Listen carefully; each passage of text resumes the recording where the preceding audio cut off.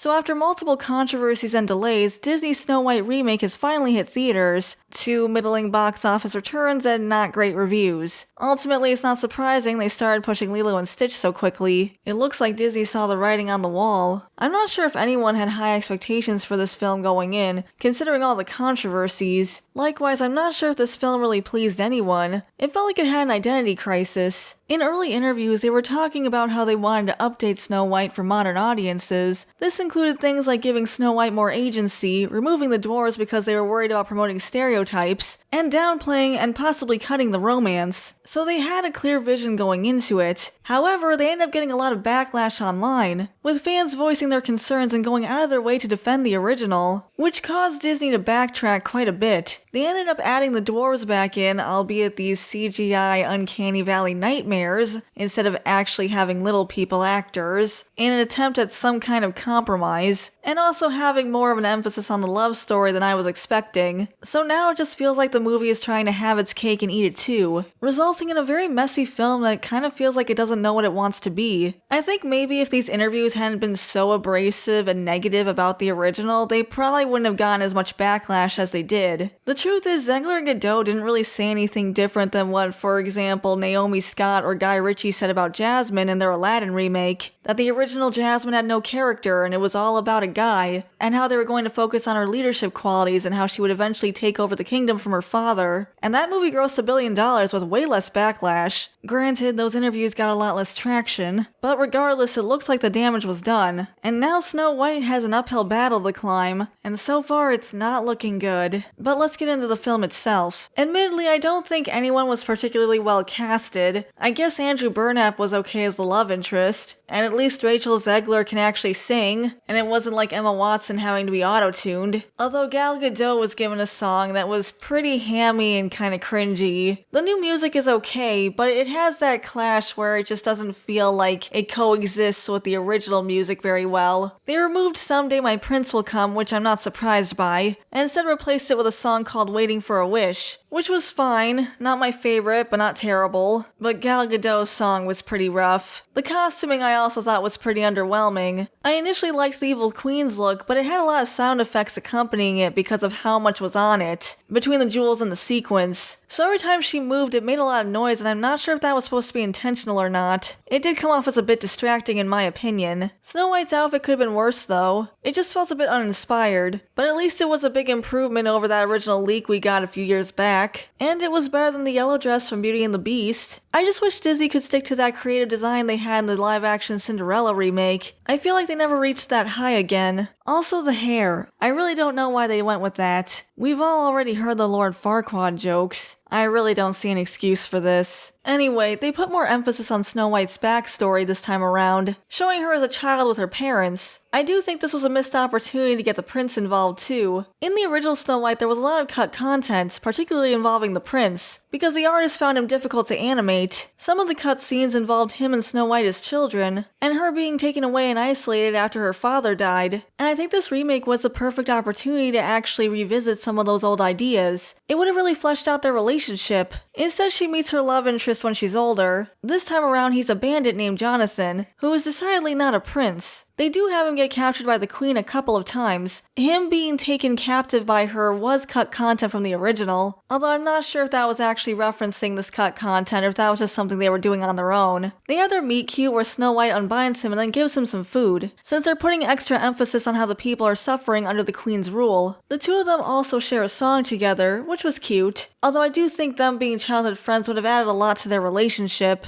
Jonathan is the leader of a bandit group, and they were actually the group we saw a few years ago, back when they originally took out the dwarves, and they were being called magical creatures. They remind me of Robin Hood and his merry men, since they were stealing food from the queen, but overall they were pretty underwhelming. There's 7 of them, again leaning into the fact that they were supposed to replace the dwarves, and none of them are really able to make a big impression. Maybe a couple of them. One of them's actually a little person, and him juxtaposed to the dwarves is pretty jarring. I personally wish they had just gotten little people actors to play them, them. As for the dwarves themselves, they now have some magic. Their hands can glow and they can make the jewels in the mines glow, which is pretty cool, but nothing really comes of it, admittedly. It might have been nice if they'd actually used that as some kind of plot point instead of it just being something they could do, but they did lean more heavily into them actually being the fantasy creature kind of dwarf, as they're said to have been alive for hundreds of years, and I guess that's supposed to differentiate them more from like the bandit, for example, but I still think it would have been nicer if that had been a little more plot relevant. Anyway, they added more scenes with the dwarves. A lot of it's just for the sake of comedy, but they also gave more character development to Dopey, who's dealing with self-confidence issues. So Snow White basically enriches their lives. She gives Dopey more self-confidence in her interactions with him, and she teaches them how to take better care of themselves. And they make it a point that she does not cook and clean for them, but she teaches them how to do it, since they basically don't want her character to be defined by her cooking and cleaning, which is a criticism often lobbied at the original Snow White. A talking point that I personally find unfair, and I made a whole video explaining why I felt that way, but it's pretty obvious that that was something they were concerned about going into this movie, both with how the final product turned out and also because they just straight up told us in interviews. And personally, I'm disappointed that Disney let themselves be taken in by all that criticism, instead of actually defending their legacy, but I can only hope that they take their legacy a bit more seriously going forward. I think there's more for them to be proud of than they realize. But back to this film. They continue on in the film past the point the original ended. This is getting into some major spoilers, so this is why I'm saving it for the end, but if you haven't seen the film yet and you still want to, consider clicking off now. But they do in fact keep the true love's kiss scene, which I was surprised by, considering the fact that they were railing against it in those interviews. Although it's kind of underwhelming, they don't get her a glass coffin or anything, they just lie her on a rock. They could have at least put her in a bed or something, that can't be comfortable. Personally, I think it's fine though that they had him save her. She did save him first earlier in the film. I had the same problem with criticism against The Little Mermaid. Ariel saved Eric 3 times in the film. First when he was going to drown in the storm, then from Ursula when she bewitched him, and then from Ursula again when she was trying to shoot him with a trident. It's okay if Ariel needs saving one time. Frankly, they're a power couple in my opinion. And she and Snow White are not weak characters for needing to be rescued. But I digress, I've already discussed this. Snow White rallies the village to go take on the evil queen, who also reverts back from being the hag, and she's also able to convince the queen's guards to join her by saying all of their names, except these guards haven't really come up before and we don't really know them. It might have been more impactful if they'd used characters we were already familiar with, like maybe the huntsman, or they could have used the dwarf's magic in some way. Instead, the evil queen just runs off to the mirror, and she ultimately ends up getting sucked into it, being destroyed by her own hubris. So Snow White is free to take the throne, marry Jonathan, and live happily ever after. In the end, you could tell they were really scrambling to try to fix what they ultimately broke in the first place, trying to placate both their original fans and the people who wanted to fix Snow White, only for them to fall short in both cases. I do think a Snow White remake could have had potential, like expanding on ideas they ultimately scrapped for the original, or maybe they could have just done an entirely different thing, like Maleficent or Cruella. Instead, it's just another lifeless husk of a remake. Snow White and the Seven Dwarfs is the movie that made Disney, and even though they weren't able to do everything they wanted to, you can still tell there was so much passion and drive that went into this film. But this remake feels like one of their lowest points, which is saying something. I can only hope they'll think twice before disrespecting the originals going forward, because I'd much rather see another Disney renaissance instead of these flops. But that's my opinion. What do you guys think? What did you think of the new Snow White? And what's your favorite and least favorite Disney remake? Let me know in the comments below. I'd love to hear from you. Thanks for watching, everyone. I really appreciate it. Before I go, I want to give a shout out to our members: Tyrant Carnivore, Shiny Orc Boy, Depth Charge Media, Samaru163, Gabby Hime, Verdant Range, JVR, Equestron, Norman Sweet Cream, Way Beyond Coincidence, Hunter Rose, 80s Nostalgia Guy, Felix Bam, Lucas Geist, J Draws, Meowsers, Sky, Philip,